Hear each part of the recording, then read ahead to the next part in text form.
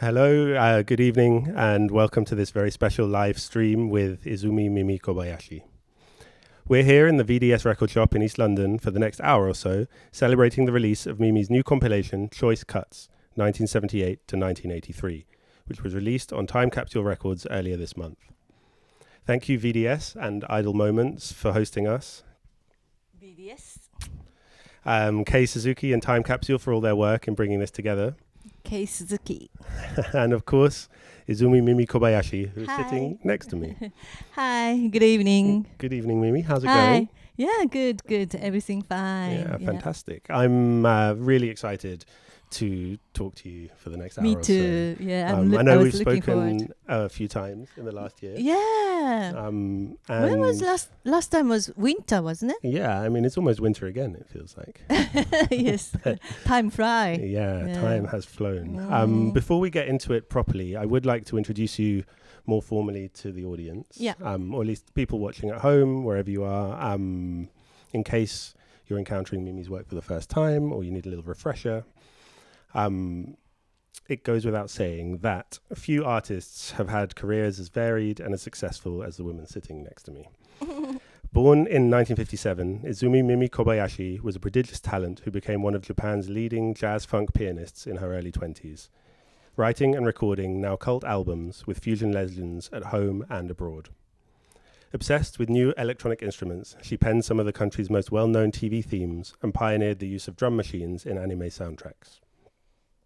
Then, at the height of her fame in Japan in the early 80s, Mimi moved to Europe to record global hits with Depeche Mode and Swing Out Sister, touring the world with Reggae Philharmonic Orchestra and making beats with Attica Blues' Tony Ntwikwu.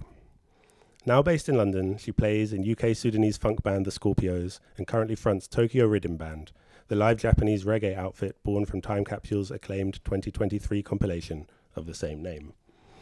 I mean, that's only really scratching the surface, but it'll have to do for an introduction. For today, the compilation we're here to celebrate is called Choice Cuts, 1978 to 1983, and collects 8 recordings from 4 of Mimi's first 5 albums. Sea Flight, released in 1978 and recorded with her group Flying Mimi Band, and then Coconuts High, Nuts, Nuts, Nuts, and Tropicana under her own name, which were released in 1981, 1982, and 1983, respectively. Congratulations. Thank you so on much. Your compilation. Great. I think the first track on the compilation is a nice place to start, even though it's not necessarily the first track that you recorded. So the first track on this compilation is a version of Mashkenada, written by George Ben, but made famous perhaps for most people by Sergio Mendes, who we lost last week or in the last couple of weeks.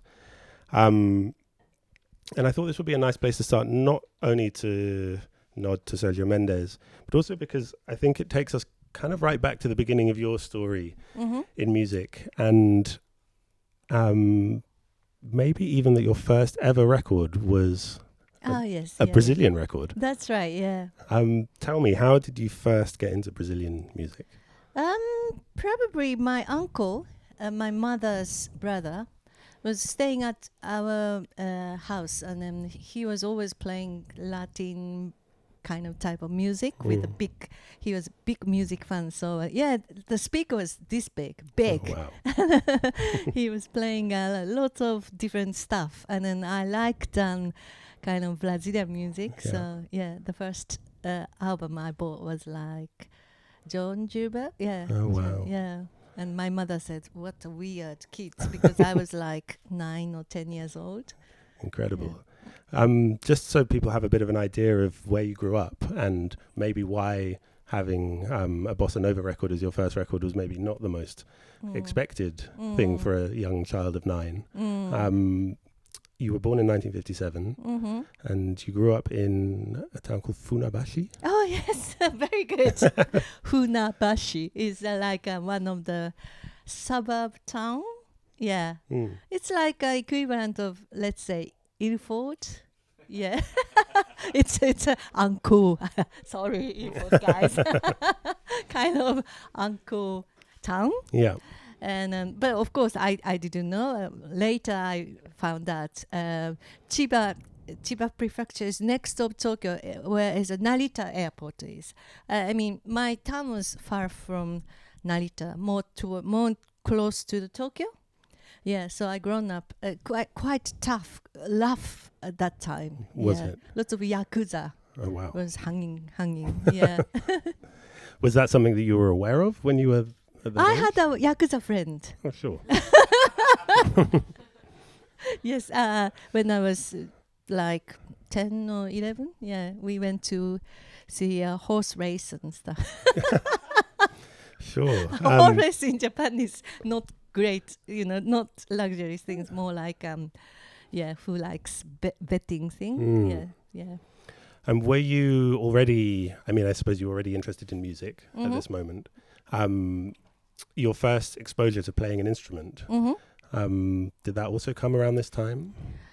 No, before my mother pushed me to go to a singing lesson, and I did sing.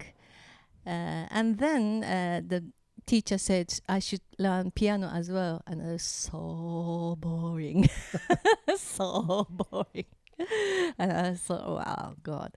But anyway, that was like until 14 years old. Yeah. It seemed to have had some impact on your life to take the piano lessons, because I believe by the age of 14 you were already playing in bands. And that's right. That's incredible story, because I was so bored about learning classical music. Like I didn't like I need to play following scores, so I wanted change it, I wanted change chord here and there, but of course teacher don't like it. No.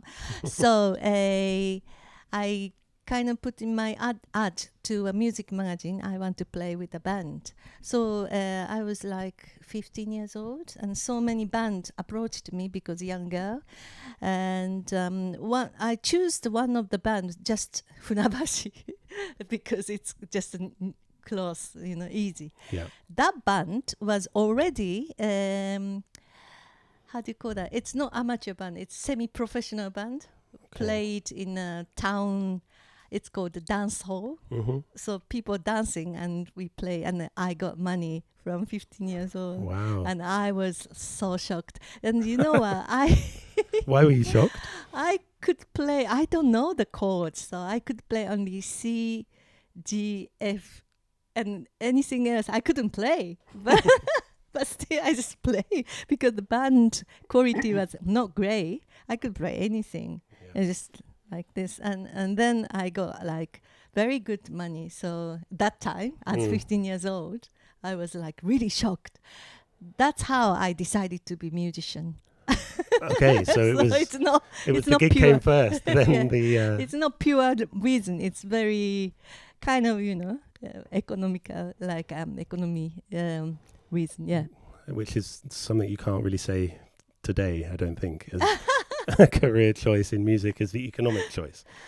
And so from that moment on, I guess you were beginning to get swept up into different opportunities, yes, playing in different bands. Yeah. What kind of music were you playing at that moment? That time, that dance band, dance hall band was playing all sorts of standard tunes. And then I was involved Yamaha kind of education system, which is like picked up some kids to sending over some special education system. That was really good one. And for example, like there's blackboard, and then they put in 5 notes, 10 minutes, compose one song. And wow. Like kids like 15, 14, 12 to 16 years old, and we did it, and it was really good training. Or like one standard song, and we need to play different keys, what teacher said, and like, so really learning in the moment, kind of improvising and figuring it out. It was good experience. And then after that, I started. That was like Yamaha's Electron. It's called the Electron, and certain kind of direction of Electron has got. And I was not kind of following that direction. I wanted to do a little bit more jazzy stuff. So I started learning Hammond organ. Oh, wow. Hammond organ. And then one of the students told me that, do you want to play in a bass camp? Because he got a better job and they are looking for a keyboard player. So I said, yes. For people that maybe aren't familiar with this kind of idea of playing in an army base camp, do you maybe just... Because I think it was quite a big part of kind of musical life, and particularly in your musical life. Very good influence I got. Yeah. Around that time period, we had American base, military base, surrounding Tokyo, Air Force, Marine, and Navy. So different 4-5 big military camp, and they need entertainment. So we had, that band was like 5 Americans and 3 Japanese. Okay. Yeah. Playing, I think, remember you saying mainly kind of classic funk songs. And Yeah. Earth, Wind and Fire, Commodores. Commodores. And, yes, Earth and Fire. So 1 or 2, 3 chords and but groove. And the bass player was from San Francisco, and he was so great. And the drummer was Yuichi Togashiki, who were playing with Sadao Watanabe. Oh, wow. I think still doing that. So they became, all of us became a professional musician. But I was so young and I got so much influence. Yeah. And I suppose that change from kind of being in a more amateur setup to becoming quite a well-known musician happened quite quickly for you at that point. Yeah, but that time I don't have any conscious about myself professional musician, because I was still high school student and you know so I didn't think I'm professional musician. Yeah. There is, I actually just wanted to clarify this because I wasn't totally sure whether this was the same band that was Asoka that you then became kind of your own band. Yeah. Drummer Yuichi Togashiki asked me to play his amateur band. So I started to play band called Asoka, and those musicians really good. Guitar player called Takayuki Hijikata. He's one of top studio musician in Japan now. And so I got another good experience from that. And then we went to a Yamaha band competition, and then we won. Yeah. Sure. And secondly, what's the name? Famous, more famous than Asoka. One of fusion band was second. Yeah. Your first release was also a homage to Brazilian music, was it not? I think a single that you released in 1978 called My Beach Samba. What did it feel like to kind of finally make that move into releasing music, to having a public facing persona? I didn't try anything. I just came. Sure. I mean, most of my life I didn't, try not too much. Just things that happen, this and that and this and that. So that seems remarkably modest of you. Yeah, but the release things is like I was also got some job for backing musician for one of quite well-known actor, and then I did Japan tour, and then the manager of that tour said, "Oh, you should make record, really single." So he got a deal from Sony. The first single came out from Sony, and I was kind of categorized as pop star, pure pop star, idol. Yeah. And every radio station or whatever, everybody's so pretty, and then like, hello, and I thought like, oh my God, I'm different from those girls. And I was not so pretty, and wow. And then manager recognized. So we recorded album at Sony's studio, but we carry the manager, carry out from Sony, bye-bye Sony, and then went to a phonogram. Yeah, that was good move, actually. Yeah. So your manager saw in you kind of something different, something that you wanted to express that was certainly much more along the like jazz, funk, fusion route. He recommended to use a studio musician for to make solo album, and then I said strongly, my band is really good. You should listen my band, and Asoka. And then when he listened Asoka band, he was like, whoa, Yeah. So that's cool. And that then became Flying Mimi Band. That's right. That's my manager put money, Yeah. not money, name. Sorry, he made that name, and I thought really uncool name. You think it's an uncool name? I think it's quite a cool name. I feel really like shame. Like what a name. Well, because you didn't want your name to be kind of so centrally part of it. Yeah. But interesting. But I was not so fussy about anything like album cover, or I just wanted to music. So yeah, I just let it go. Yeah. Did you find? I mean, you sort of answered this question already, but I wondered whether you found anything in that moment challenging, in terms of being a young woman trying to do something different in an industry that was really not set up for that kind of expression. That time? Yeah, at that time. 80s. No, well, 70s, Early I think. 70s, yeah. Late 70s. Actually, I was so lucky because everybody really polite to me, and also I didn't have any difficulty. And I actually, people scared me. I don't know why.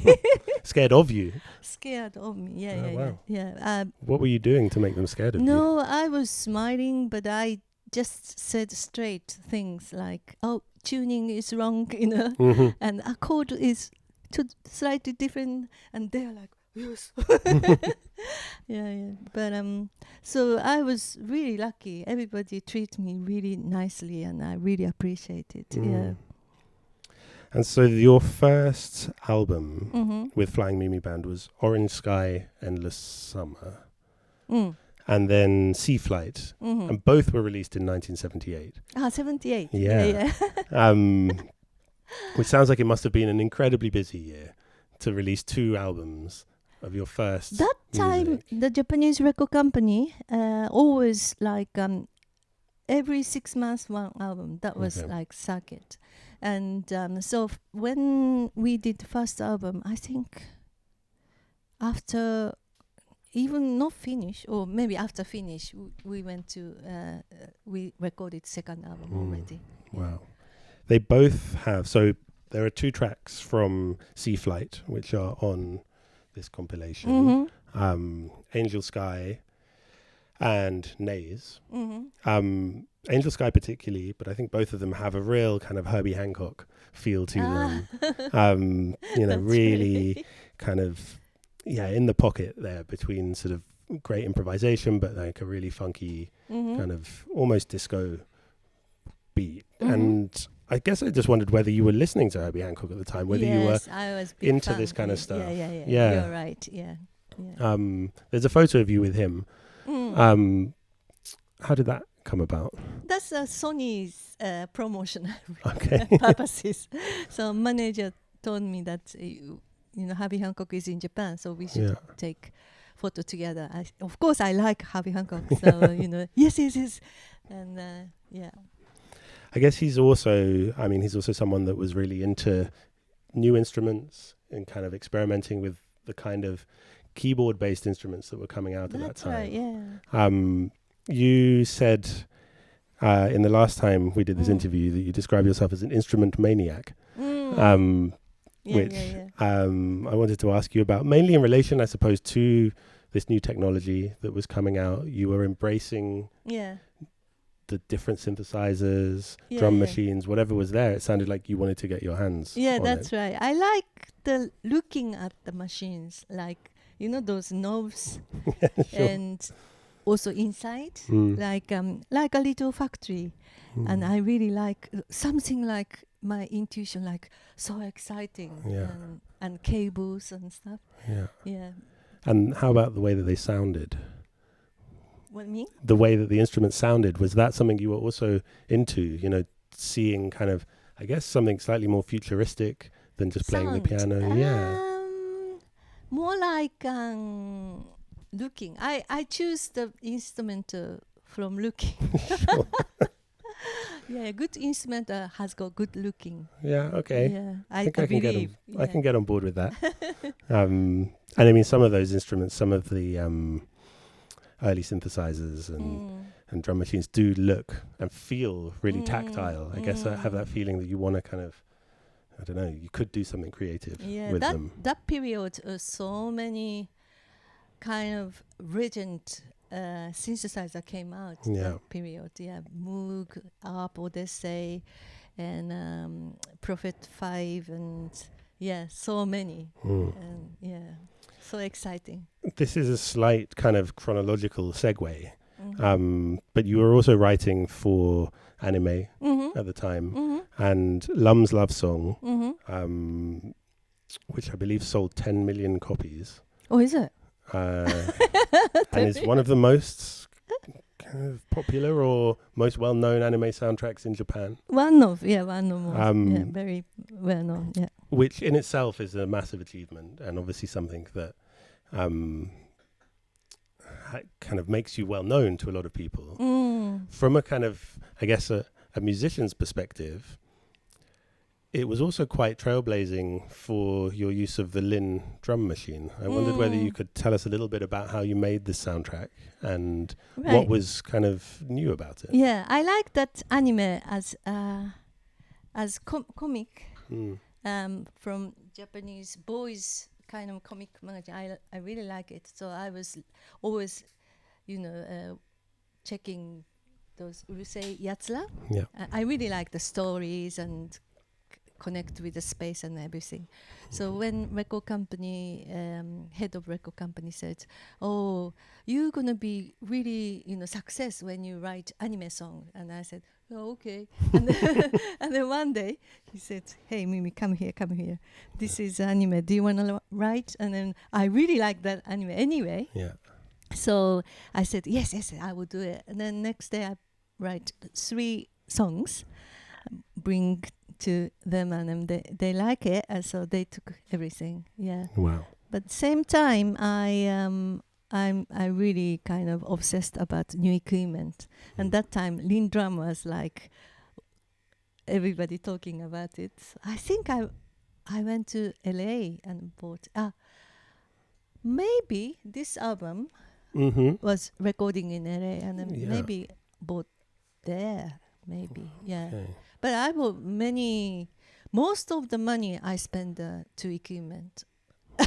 You'd earned the money making the records and spent it on the equipment. Yeah. Yeah. Seems like a good investment. I mean, it's a nice way to bring in this record, which is sitting in the middle here, which is Coconuts High, which was your 3rd solo album. This one, yeah. Yeah. And as you said, it was recorded in LA. In quite interesting circumstances. Maybe you could tell us a bit about how this project came together and what you were even doing in LA to begin with. Right, okay. After Flying Min Band, I started playing I was studio session musician, so I played different records and stuff.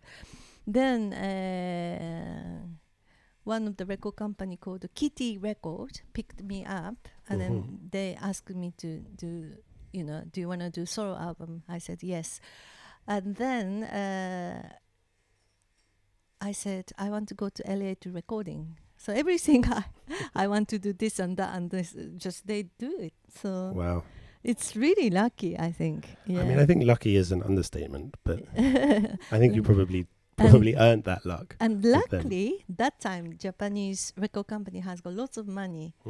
And 1 or 2 artists from that record company has got really big success. Yosui Inoue sold million albums.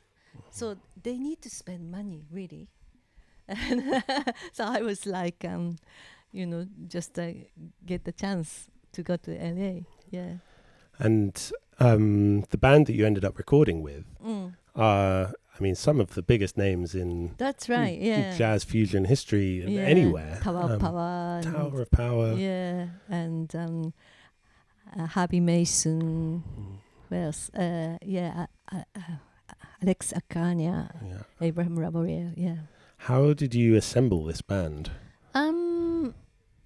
Actually,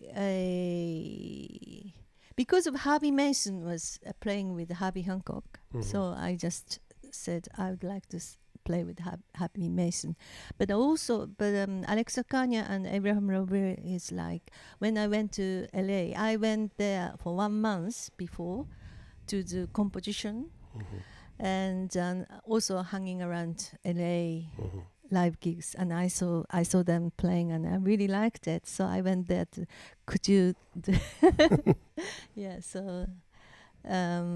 it's just I decided when I saw the live gig. Nice. Abraham was great bass player. Amazing. Fantastic. Yeah. It's also the album that gives us the one track that featured on Time Capsule's Tokyo Rhythm compilation, Lazy Love. Lazy Love, yeah. Which features Babylon Warriors. Yeah. Who I believe you also basically door-stopped behind. That's right. In the green room of a show that they were playing in LA. And just went straight up and asked them, will you come to the studio? My manager was so upset. He was looking for me, and because I disappeared. And I was speaking with the guys, and where you are, It's not safe place. That gig place was not safe place, but I mean, it worked out for the best. Really, really interesting recording. I never have that experience before or after. Yeah. What was it that was interesting about it?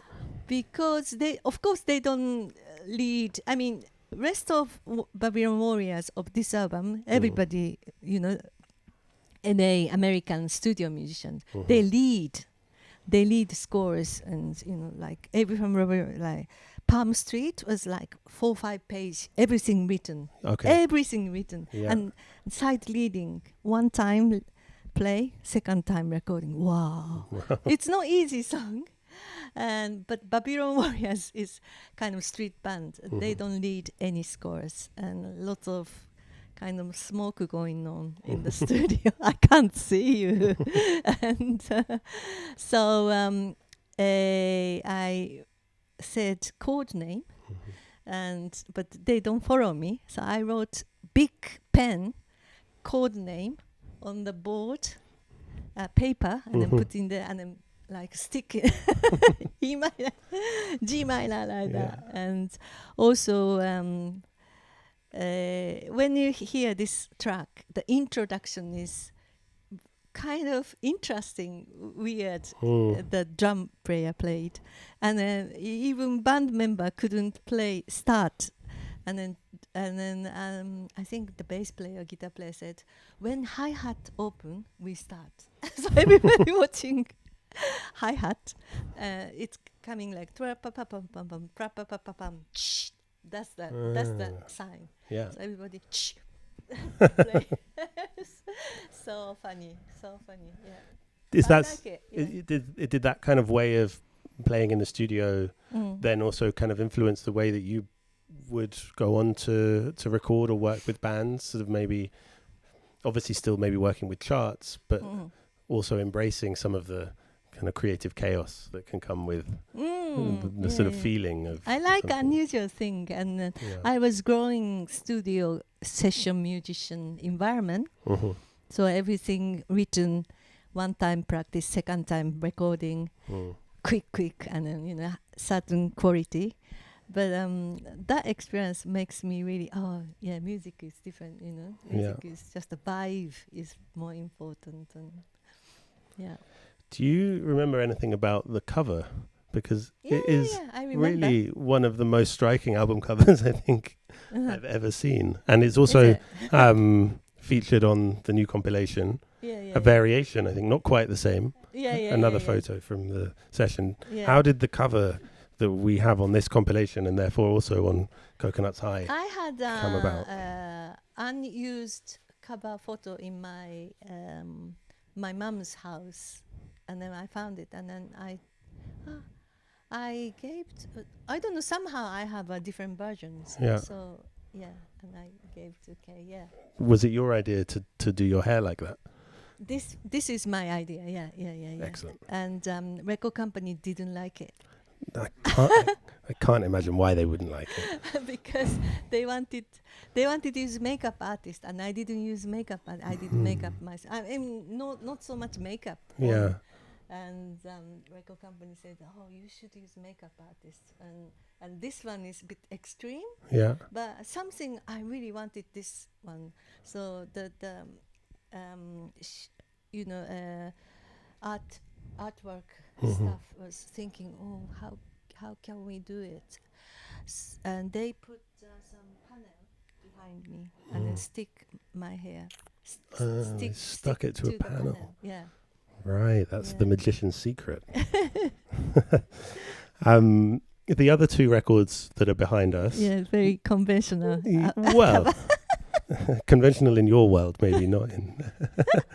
Nuts, and Tropicana. Yeah. So they followed, one after the other. What were you kind of trying to do differently with these? What was your intention with Nuts, and Tropicana?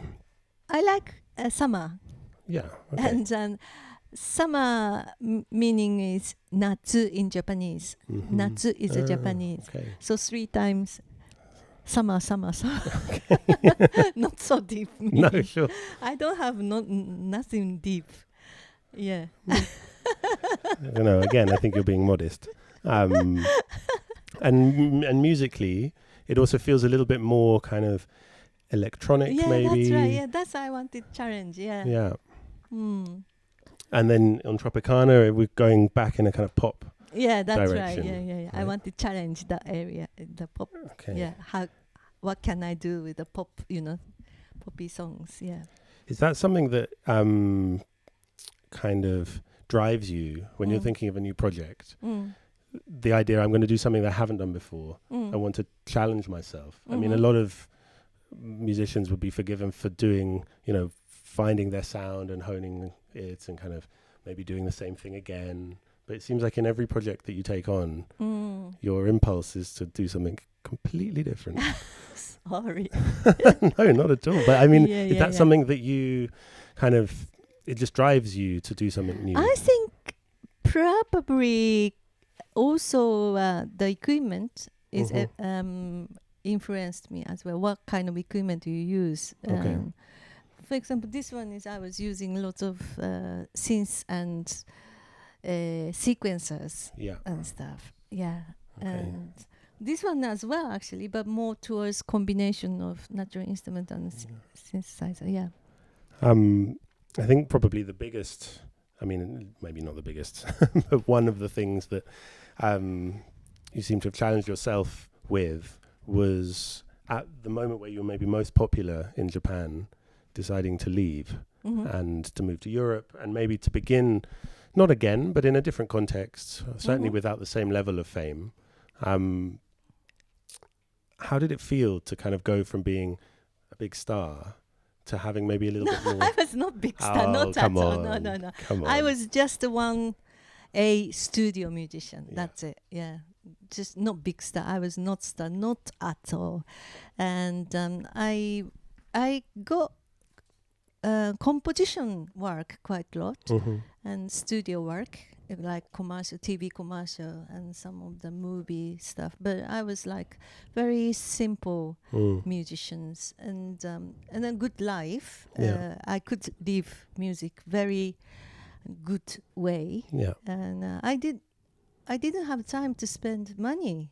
I was so busy, so I just bought new equipment and then talking about gadget talk and stuff, and I really enjoyed it. But something like after Love No Love Song, many composition anime. I did few other cover compositions, and pop star asked me to write songs, and then I started think what I want to do is not this.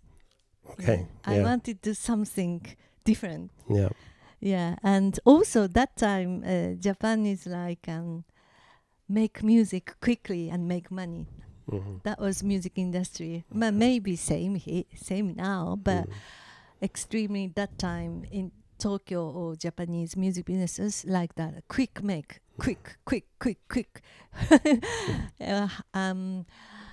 So if you can make things quickly, that is a good value. And so all the music industry people asking me like this song, that song, this song, quick. And I feel like, oh, no, I just feel like I wanted more respect to the music, honestly. Yeah. I want to respect music and make, good music. Not necessarily good, but like just make respect to, with the respect, create music. That's I wanted to, yeah. So, but that time, again, luckily, I got invited from UK Warner Brothers, and that A&R guy called John Hollingsworth has got the artist outside of Warner Brothers Attack label. No, not Attack. Was Cherry Red. Cherry Red. Yeah. The one of the artists called Hoga Hira, and so he asked me to do a European tour with the Hoga Hira, and I thought like, oh, yes, this is a chance. Yeah. So. And then I mean, it started as a tour, but you're still here. Yeah, that's right. I wanted to go back to Japan 6 months. Yeah. After 6 months, I wanted to go back to Japan, but then another Dutch singer called Matilda Santi asked me to do European tour and albums, and different projects coming in. Berlin, some Mute record, some of the band, and I did recording in Berlin, and more and more projects coming in. So I thought, okay, little bit, then. Yeah. Yeah. And I guess perhaps the most sort of headline grabbing of those works was recording with Depeche Mode. Yes. Enjoy the Silence. Which, I'm sure many people know. And Swing Out Sister as well. That was a good project, Swing Out Sisters. Yeah? Did you enjoy that one? Yeah. It was quite difficult, actually. Yeah. In what way? Because the producer, producer was English, Paul something, and the arranger was I forgot the name, but arranger did everything in the score, and then I needed overdub of the what strings played, so I need to exactly unison, because the arranger wanted to have slight unique sound of the strings, so everything written, and I just need to play exactly. Wow. Yeah. So there was no freedom there at all. Depeche Mode was plenty freedom. Was it? Yeah. I went to studio and then play track and then play whatever you want. So I played. It was very fun job. Yeah. I guess connecting again to your kind of interest in reggae, you ended up playing for the Reggae Philharmonic Orchestra. Touring the world even with them? Not world, but we went to Hong Kong, Spain, France, Jamaican tour, Jamaican tour, Oh, wow. And that was, I think, also where you met Tony. That's right. Tony Nwachukwu, who perhaps most well known for being part of Attica Blues, but also here CDR in London, if you're familiar with CDR. Yeah. And I actually remember seeing his name on your copious discography and thinking, wow, he really has done everything. Tell me about the work that you did with him in the early 90s. Okay. That time I wanted to make a dance record. Yeah. And I got budget from another Japanese record company. So I was looking for the DJ. I wanted to work with a DJ. So I did audition 10 DJs. And then I liked what Tony is doing. So I asked him to do project together. Yeah. And that project's called Moves in Motion. That's right. Yeah.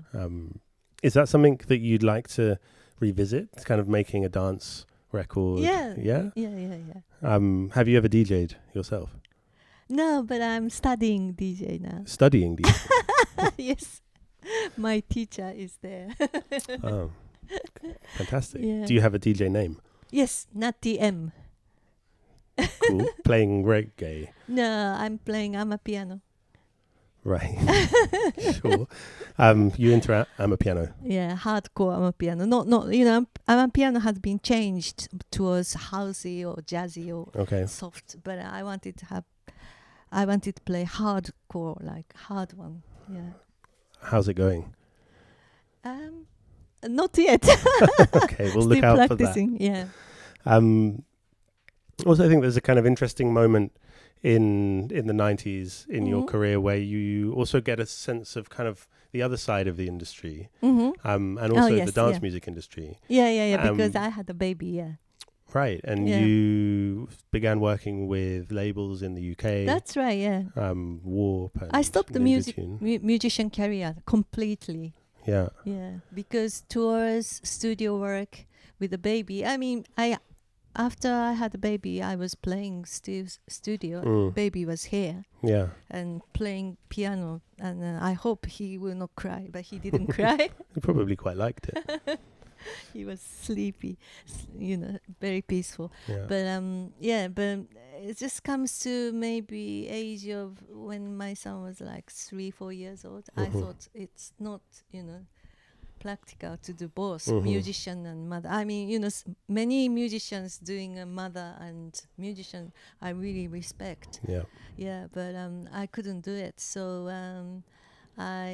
same time I got like offer from Japanese company to work for this and that and this and that. So I was working Sony, then to NHK and Warner Brothers and Universal and stuff. And then one of the company called Cisco International was like a hard buy now distributor. Okay. And I really like the people from Cisco because they are, they have got like, Cisco has got 10 shops in Japan, all vinyls that time. And the people working there is pure music lover, and I really like that. They really like music. Yeah. So I thought I choose that company to work. Yeah. It seems like that is also a very driving force in your own career, this kind of like a pure love for the act of making music, for kind of a genuine engagement with it, rather than maybe what could be termed the industry around making music. Now, if we bring it up to the present day, obviously you've got this compilation that's coming out. You play with the Scorpios. Tell me about the Scorpios. This is another new genre, new direction. That's right. I decided to come back to musician when my son was graduated uni. So, my son said, you can do whatever you want. I was thinking, what I want to do? I don't know. And then the only thing I can do is musician. Okay, I do musician. Yeah. So, same kind of period, 2016, the bass player from RPO contacted me. I didn't speak with him like more than 10 years. And he said, Mimi, do you want to play keyboard? What? And then he is playing kind of North African band. I said, yeah, okay, I will do it. So that's how, yeah. Oh, nice. And also the last time we spoke, you told me that you were learning or trying to learn 1,000 songs. In the head, yeah? Yeah. Ooh. Yeah, from memory. It's still increasing. Yeah. How far have you got? I don't know. I didn't count. I just made the list. I didn't count how many. But last time I met, I think more than 50 I memorized. Yeah. This is serious stuff. It's a good brain training. Yeah. It also just sort of feels like you've never really stopped learning or wanting to learn. Yeah. Would that be kind of a good way to summarize what drives you? Is a kind of continual... I'm so curious for Yeah. everything, always. Yeah, always. So, the song memorized is very interesting. Yeah, very good. Yeah. I guess sort of maybe a sort of parallel question to that Mm. is we've obviously spent the last 40 minutes or so talking about kind of your career up until this point. And this compilation is a retrospective of 5 years of your career, a little snapshot. And I wondered just how it felt for you to talk about the past, or what it feels like to hold something in your hands that collects sort of something from now over 40 years ago. Is that something you enjoy, or does it sort of come a bit less naturally to you than maybe learning the next Actually, thing? I'm not so interested in past. Yeah, right. I mean, I get that sense. Yeah, I mean, really, really nice. And people still listening. My music is really appreciated, but my mind is really ahead to next one. Yeah. What else then, if we talk about what's to come? Actually, what are you working on? At the moment, I'm working for Lazy Love Remix project. Okay. Yeah, so I'm choosing which artist I want to work with, and it will be very interesting combination. Yeah. So. Great. Yeah. And I mean, maybe I think that we're going to at some point open it out to questions from the chat room. Oh, okay. But until then, while we just get a few of those in, I wondered whether there were things that you felt, at least if you didn't, you don't like looking back necessarily, but whether there are things that you're particularly proud of that you've done in your career, things that really stand out for you as important, or walking offbeat. Walk offbeat. walking on the offbeat. Yes. Explain. When you listen music. Yeah. When I'm telling different people, but if you want to get strong groove in your body, you walk. Yeah. Offbeat. So Okay. if it's like a boom, boom, boom, boom, boom, fall to the floor, boom. Yeah. Boom, you walk. When you're listening music, Yeah. you walk offbeat. Okay. Does that change the way you? Does that change the way you walk? It's. Or is it just happening in your head? I started when I was like, I think 14 years old. Yeah. And I couldn't walk. Some of the music, like, yeah. But you need to relax and offbeat walk. And what does that do for your composition? It's really solid time. How do you say timing in your body? Some people, for example, okay, let's count, and then some people can't count 1, 2, 3, 4, 1 in the tempo. Yeah.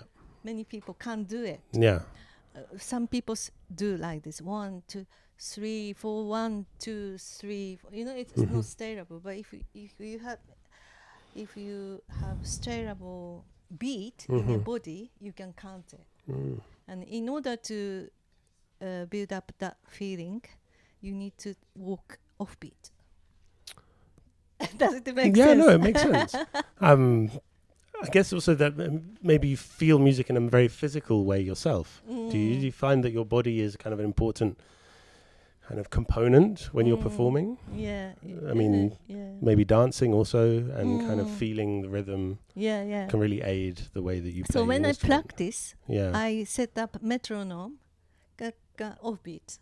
Okay. So do di da di da di da di ga ga ga ga ga ga ga.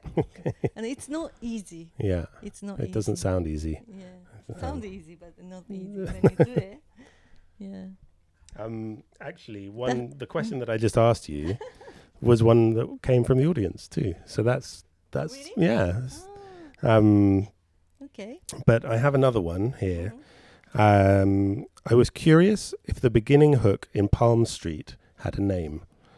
I've heard the hook being used in many tracks like Afro Medusa's Pasilda and Do Your Thing by Basement Jaxx. What is it? Does it have a name? The hook at the beginning of Palm Street? What do you mean? The Palm Street, the song? Yeah, your song Palm Street. Do you recall the hook at the start? I wish we could play it. Hook. Yeah. How did you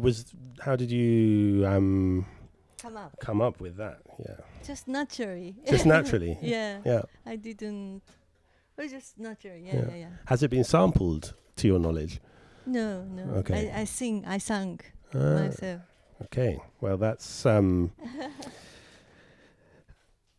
yes. So another question was about what you were most proud of, which I think walking on the offbeat. Strange. Yes. Strange, but good. No one I wasn't expecting.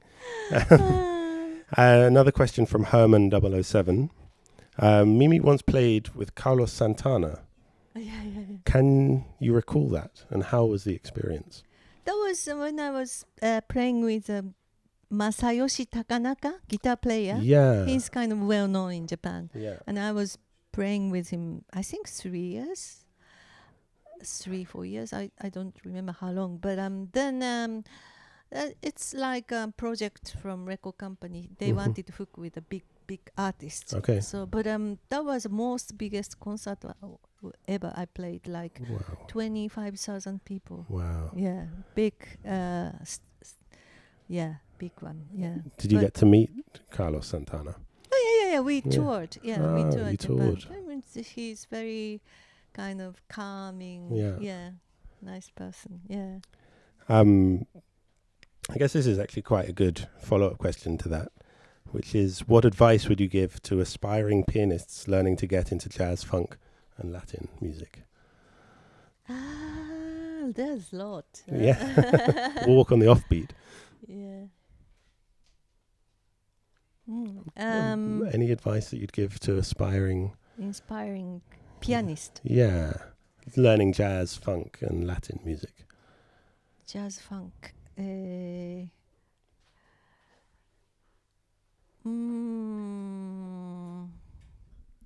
D'Angelo.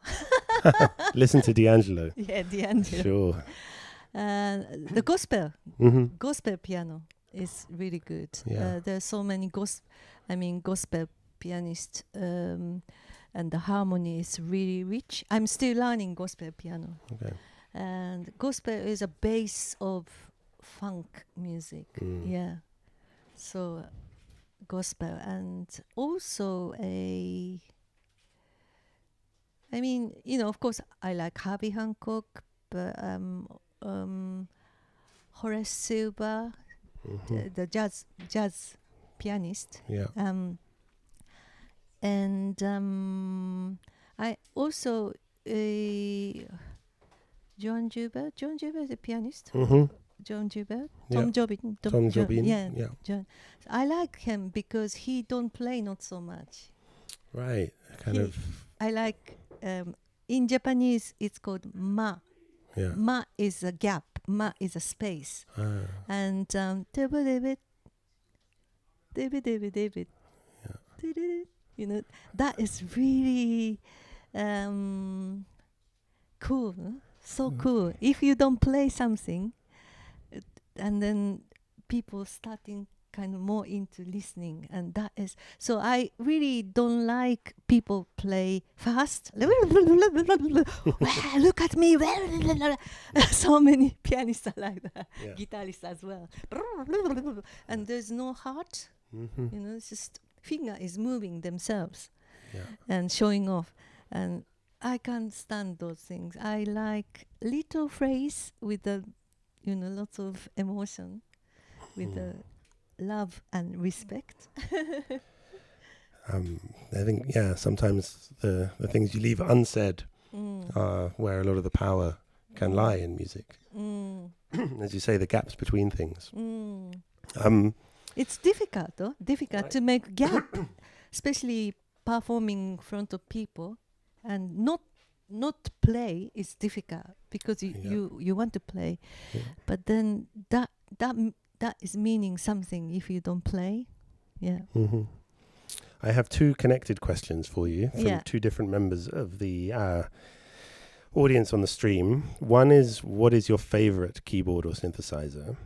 And I'm going to give you the follow-up, which is from Lars, which is, as someone who judges musical instruments on their looks, which is the coolest instrument in your opinion? Depends on what he wants. Sure. Yeah. Depends But what on about what for kind of you? music. Yeah. What about for you? I was kind of old school.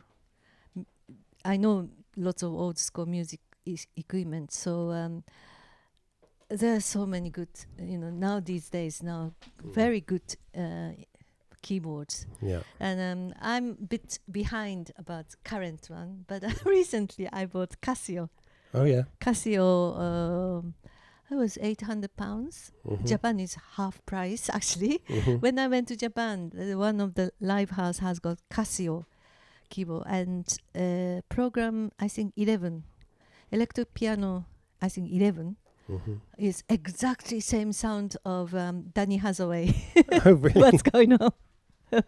I was, wow. So I decided to buy that keyboard. Yeah. It's cheap keyboard. Now these days it's really good. Yeah. But my favorite, of course, keyboard is now these days is grand piano.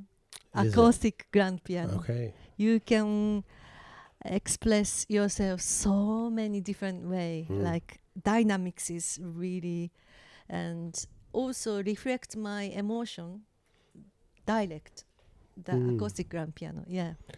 Did you begin by playing an acoustic piano and now you've come back to it? My family was not so rich, poor, so I had a really cheap acoustic piano, and I couldn't do it. I was not great pianist anyway, and I didn't have not so much chance to play piano after that. So now I have a lot of chance to play piano, and another planning is make solo piano albums. Solo piano albums. Yeah. Okay. Yeah. And not in the studio. I'm hunting where I gonna play, but I found few places. Like a live recording. Church, Oh. or somebody's studio, somebody's house. Yeah. Yeah. So I mean, piano solo recording is easy. Yeah, you don't. I mean, for engineer not easy, No, but sure.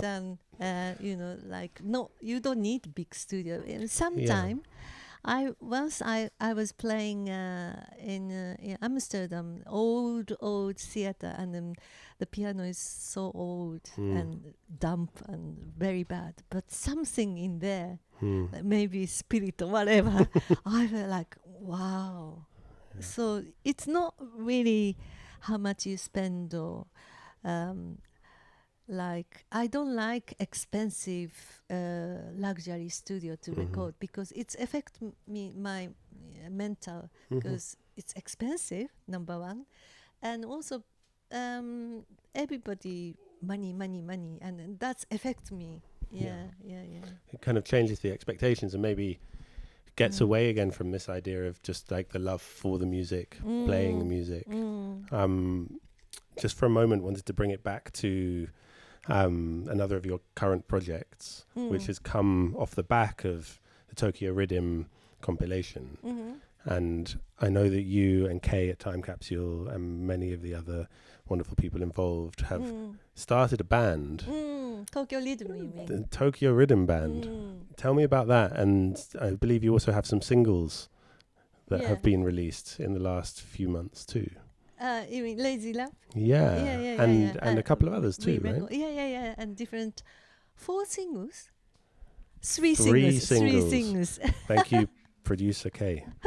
3 singles. What's it been like to kind of get this really like intergenerational, completely international band together to play some of this stuff live? It's really fun. Yeah? Yeah, it's really fun. We're always smiling and having fun. Yeah. And I believe that the records were cut somewhere. Wait, were they cut at Prince Fatty's studio? Is that right? Yeah, that's right. Yeah, that's right. That's cool. 7-inch is so beautiful. Yeah. Yeah. So I mean, just looking and touch and everything is Yeah. so beautiful. Yeah. Do you have forthcoming concerts to tell people about? Forthcoming project. Yeah, or concerts, live concerts. A concert. Yeah. 28th of November, maybe. It's not 100% confirmed. 20 29th of November. 29th of November in London. Fox and Farking. Fox and Firkin. Brilliant. 1 year anniversary. Oh yeah. Tokyo Rhythm 1 year anniversary. Yeah. Great. Well, long may it continue. If there's no more questions from the chat, I mean, we've come up to an hour. That's flown by. Already? Yeah. Okay. Um, Hi, audience. If if anybody good about quantum physics, please contact me. I want to learn Wait, hold on. What's that? quantum physics. Quantum physics. Yeah, that's my curiosity at the moment. Is it? Okay, tell me more. Physics, quantum physics. Okay. Yeah. Yeah, but in I want in to what study, context? but Sure. I don't know where to start. So, so I want to have a friends. Okay. Yeah. I can't help you, I'm afraid. But yeah, if anyone in the chat knows anything about quantum physics and Japanese reggae and that beautiful Venn diagram, then you've got to get in touch. Cool. Mimi, Yeah. Thank Thank you you so so much. much. Thank you. Thank before you. we go, let's just kind of plug this one more time, since this is why we're here, to celebrate you, to celebrate this compilation. Time Capsule. Time Capsule. Kei Suzuki. It's out now, right? It's already out. Get the record on the Bandcamp and check out all the other records. Yeah, Check this out one Scorpios. has a day of Bandcamp. A day of Bandcamp. Okay, Yeah. next Friday. Next Friday, you get a little bit of money off if you buy it next Friday. Bandcamp Fridays. Cool, Mimi. Thank you so much. Thank you, Anton. Yay, Anton. Mimi Kobayashi. And yeah, we'll see you soon. Woohoo. Bye.